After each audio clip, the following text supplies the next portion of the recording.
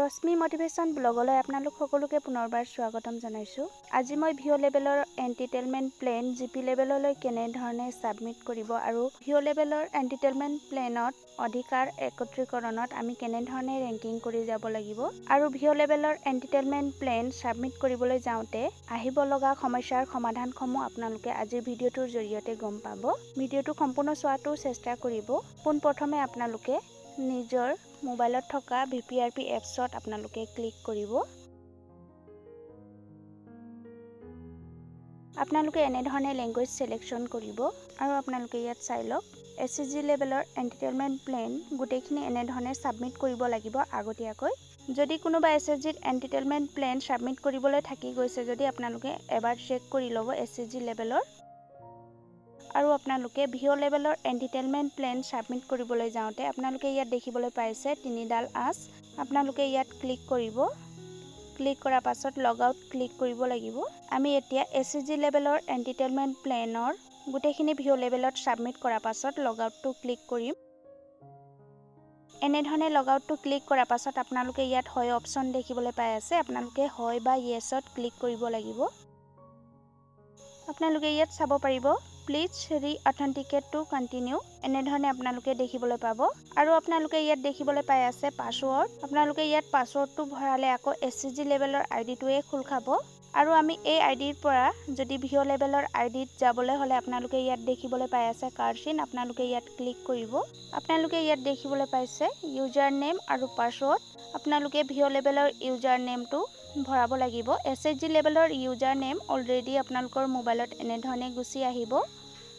এই ইউজাৰ নেমটো আমি প্ৰথমে মচি পেলাব লাগিব। এতিয়া আমি ভিও লেভেলৰ ইউজাৰ নেম আৰু পাসওয়াৰ্ডটো আমি ভৰাম। এনে ধৰণে ইউজাৰ নেম আৰু পাসওয়াৰ্ড ভৰোৱা পাছত আপোনালোকে ইয়াত সাইন ইন অপচন দেখিবলৈ পাই আছে। আপোনালোকে ইয়াত ক্লিক কৰিব।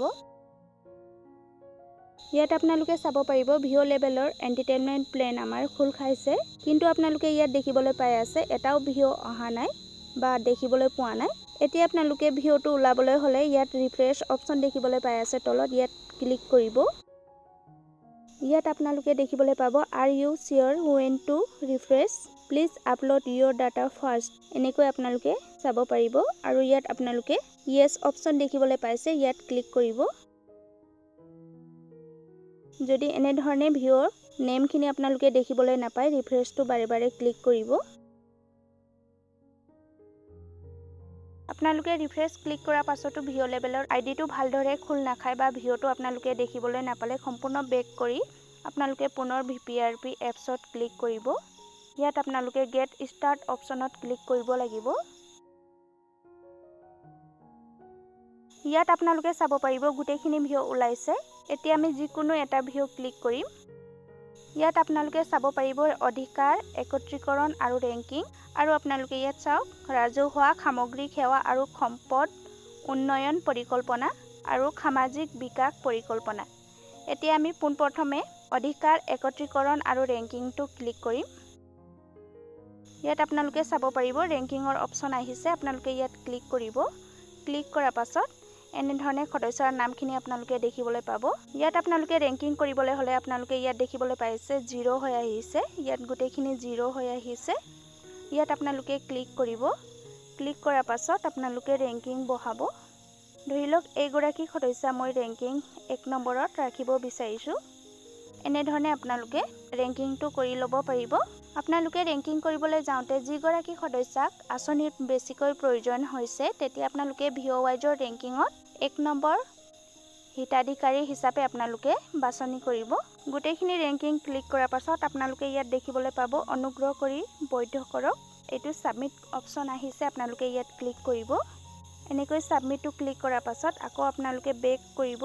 ইয়াত আপোনালোকে চাব পাৰিব এই আঁচনিৰ ৰেংকিংটো ৰাইট চিন হৈছে। এনে ধৰণে আপোনালোকে অধিকাৰ একত্ৰীকৰণত গৈ গুটেইখিনি ৰেংকিং সাকসেসফুলি কৰি ল'ব লাগিব।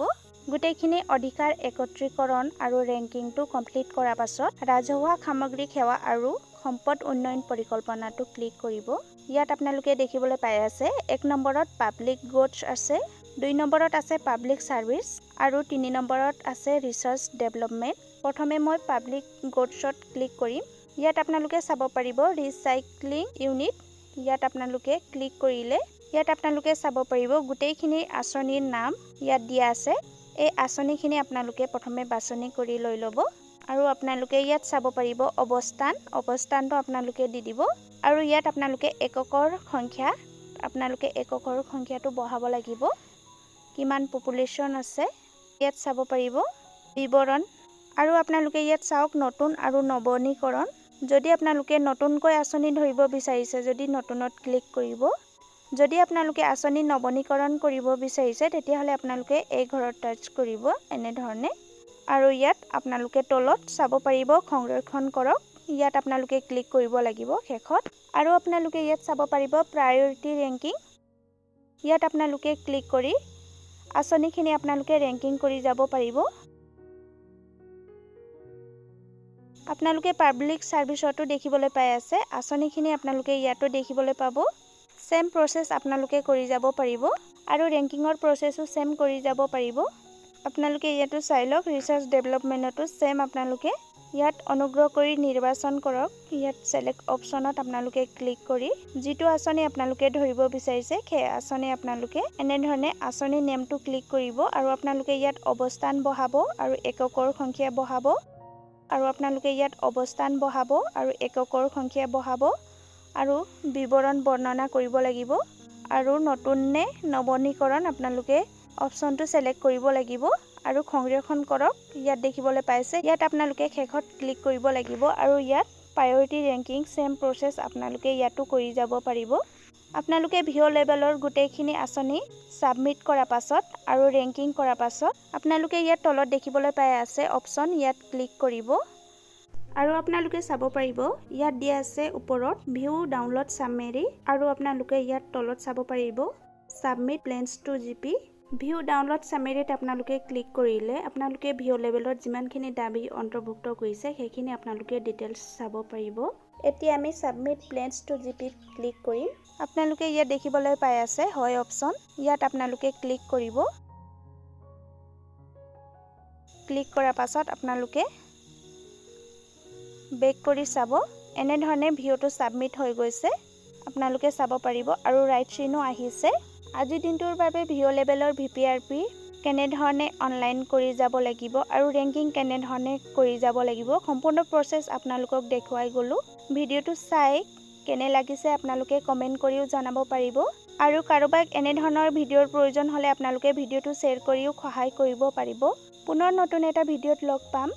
আজিৰ ভিডিওটো মই ইমানতে সামৰণি মাৰিছো।